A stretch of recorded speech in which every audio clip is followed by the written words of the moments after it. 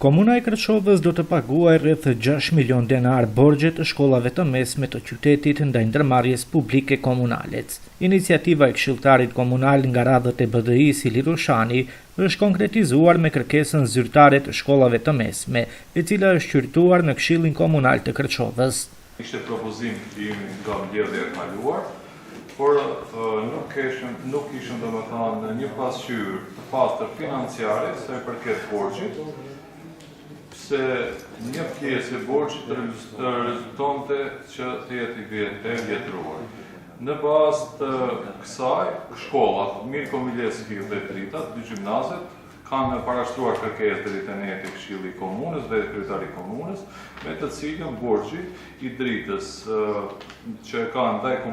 ndërmarrjes publike komunale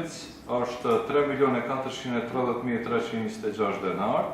ndërsa i shkollës së mesme komunale Mirko Miljeski është 2.762.006 denar dhe për këtë propozim dhe në bazë të kërkesave të parashtruar nga institucionet, kërkoj që ta marrë përsipër këtë detyrim financiar që ta realizoj Komune e Kërçovës ndaj ndërmarrjes publike komunale. Këtë kërkesë mbështeti edhe këshilltari i VMRO-DPM-s Mihajlo Danilovski, ndërsa propozimi u miratua unanimisht nga këshilltarët komunal. I sositë sovetnici ova je seriozna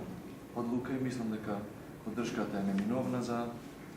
вакви сериозни прашања, контактират меѓу гимназиите. Сега е да направи до општинските органи да постапат по одлукава, да видат финансиските импликации колку ќе бидат, како ќе бидат. Pa понатаму да видиме што можеме ние како совет да помогнеме и било на кое училиште, било на сите граѓани